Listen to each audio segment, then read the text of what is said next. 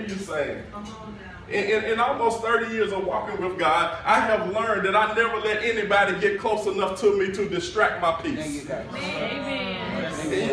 You're not that important to cause me to misstep in my assignment in the kingdom. That's right. I don't care if my wife go to acting crazy. I'm going to cast the devil out or I'm going to cast her out, but I'm not going to break focus. Amen. Nobody on this earth has that much power in my life to distract me from where I am with God and to pull me out of position. Because I'm going to stand before God as Jeff, not her husband, and I'm going to have to give an account of the assignment that was on my life. So if I got an answer to God, I'm not going to be pulled by man. Amen. The kids again. How much time have you lost dealing with your kids? Dealing with their drama. They're grown, and you should let the God have it. You say you gave them to God, let God handle it then. Why are you getting derailed from your destiny and your assignment because your kids keep yielding to a spirit? Pray for them, war for them, but don't allow what they do to push the buttons to make you pause your destiny. Because most people are already behind time. Oh, I'm not getting help on here. Most people not even on track with your destiny. That's why you got to redeem the time. Because the day is evil. You can't afford to keep having these interruptions. Big Mama keep calling you with her drama. You got to tell Big Mama, all I can do is pray for you. You're going to have to get a hold to the same God that I got. I'm not going to allow you to pull me out of position and be a delay to my destiny because you won't acknowledge that there's a demon operating in your life, either directly or indirectly. And so you better get focused and don't allow anything to break your focus. Mike Murdoch say men fall because of broken focus. Because we allow too many things to pull up. See, that may have worked in my early years of Christianity. It doesn't work now. Because I identified distractions and demons. You're going through this stuff, it's a cycle. It's redundant, it's repetitive, and it's always reoccurring. Baby, that's not natural. That's a spirit that is trying to keep you from the manifestation of what God has for your life. I wasn't supposed to go there. That's good. Child, you know my babies. I'm going to be there for my babies. No, it comes a time you better let your babies go. I don't know who I'm talking to. Some of you more loyal to your children than to God. Because you will go around the world for them and you won't even cross the highway for God. You better learn how to put your priorities in check. Okay, y'all pulling me there. Jesus was in the house preaching, and they came in there and said, "Oh, Rabbi, your mother and your brothers out here seeking you." And he said, "Look around." He said, "Who is my mother and my brothers and my father? But he that does the will of my Father." Kingdom connection. See, we don't even understand the relationship. Your kingdom relationship should be greater than natural relationship. You should actually be closer with your brothers and sisters in Christ than you are with your natural family. But because we have not prioritized the kingdom, we just like, well, that's family. Blood thicker than water. No, the spirit thicker than all of it. And if the spirit lives in you, you should be making the right decision not to allow the blood of the water to pull you out of position. Jesus went a step farther. He said, unless you hate. That's right. I ain't make it up. Unless you hate your mother, your father, your sister, your brother, your children, your wife, your husband. That's right. He said you can't even fit into the kingdom. You're not even fit for the kingdom. You can't do kingdom. He wasn't saying hate them the way we think of hate. He was saying you better prioritize this thing. He said you better not put any of them above your relationship with me. Because any one of them that is above me is a violation of covenant. It's about, and some people, oh, I can't do that. I got to sit here with my baby. How old your baby? 42?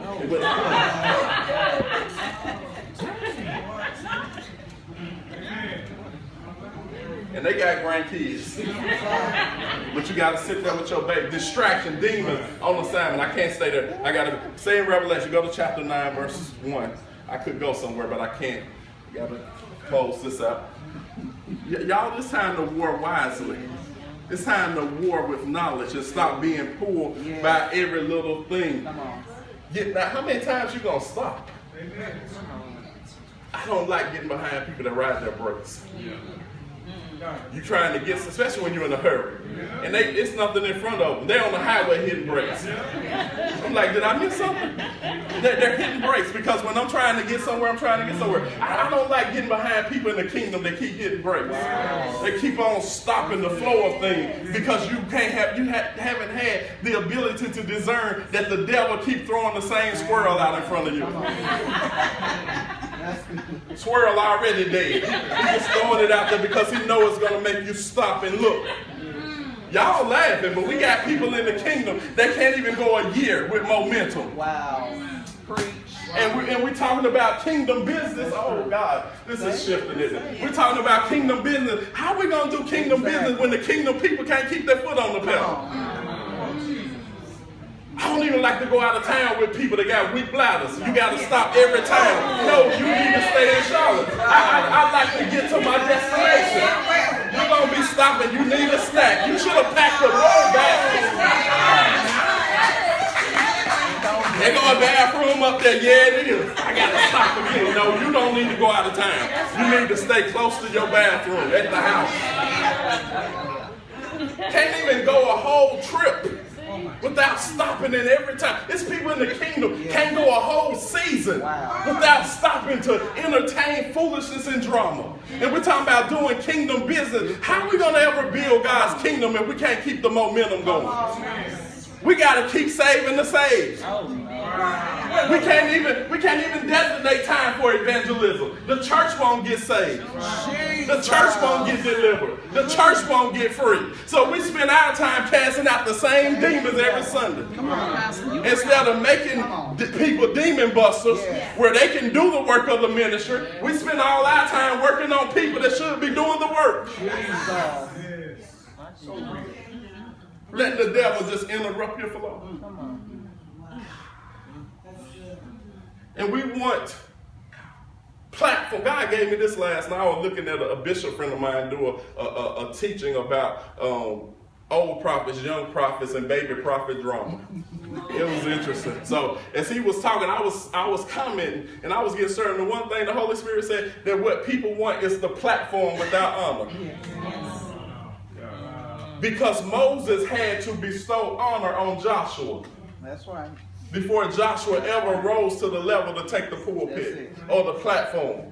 We got people that won't be in position long enough to bestow honor on them. And so we're trying to leave a legacy and have a succession and release the mantle and the anointing that's on our lives to a generation that will not stay postured long enough to let us lay our hands on them. That's good. And so we like, well, those pastors, they want to run everything. And they think, no, it's not all about them. The people too squirmish to let us lay hands. See, when you can't even endure a cycle, God will never release a true man of God to bestow honor. That's right. And if there is no honor on you, you can't help the man of God. Because you keep letting demons infiltrate your life. Oh, I'm not even never offended. And so I want what's in you. No, you don't, because if you did, you are in due seasons and cycles. Because those that haven't had to endure to get it. And we understand when our pastors say, get your tail somewhere and sit down. I don't care how good you teach and how anointed you are, you ain't ready. Your character got to line up with your anointing. You got to stop lying. You got to stop scheming. I got to see some commitment out of you more than when I ask you to preach. I'm not getting help up in here. And so we're talking about honor and platforms. You can't even give them honor because they will not endure a cycle long enough for you to see maturity and growth. When are you going to release me? When you release yourself from the drama that's in your life. Because before I put a novice up, I shut it down. I don't elevate gifts. I elevate character. Okay, this is... Y'all trying to stop me. The church is hurting.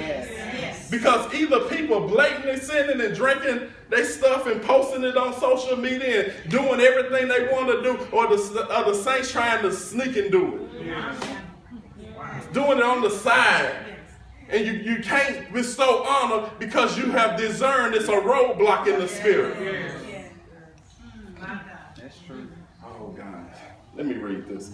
Y'all in chapter 9, verse 1? Somebody is pulling me. Must be Sister Tracy. Somebody pulling me today, trying to keep me here, but I'm trying to help you. Man, I long to be able to release what's on my life to somebody other than who in my household. Yes. Yes. I'm like, God, this not it, is it? My son can't be the only one that's going to receive what I got before I leave here. This can't be it. I know that somebody else got to be in position long enough to let me bestow honor on them so they can do the work before I leave here.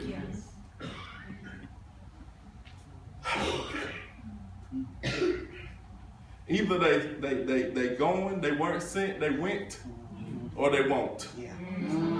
That's good. Either they went or they won't. Okay, let me finish it. That's heartbreaking to a true apostolic father. Not to have people in position that they can release what's in them. It was a travesty for Elisha to die full. Yes. It was a travesty for him to take that anointing to the grave. And then they drop a dead man in there, and the bones still had the anointing and resurrected a dead man. That was a travesty because Gehazi's character was out of order, and he had the wrong motive, and God could not release that anointing that was on Elisha on Gehazi, so he had no successor. Yes. He had to take it to the grave because Gehazi was derailed by stuff. Yes. And Elisha didn't say we can't receive stuff. He said, is it the time? That's right. Yes. That's right. You got to know when it's the time to be cooking the eggs, or is it the time to be out in the yard getting them out the chicken coop? That's right. Don't mistake being served with labor. That there's a season for labor, and then there's a season to be served. Gehazi was trying to receive service when he should have been laboring. Wow. I can't say that. I'm teaching on warfare. That's the warfare in the church, though. Let's just be real. That's the warfare in the church. It's trying to get people to live this life. We give our lives to preach the gospel. We give our lives. We sacrifice prayer, study, time, counseling. We give our life to give the word. Only for people to be so squeamish that they will not settle themselves to receive it and let the word do what it's supposed to do, to produce a vessel that will duplicate what is being imparted. That's right. This is quiet. It's good. Y'all over there? I know you over there because you should have been there. Verse 1. I'm trying to help people. I'm trying to help people. What you doing? What you receiving?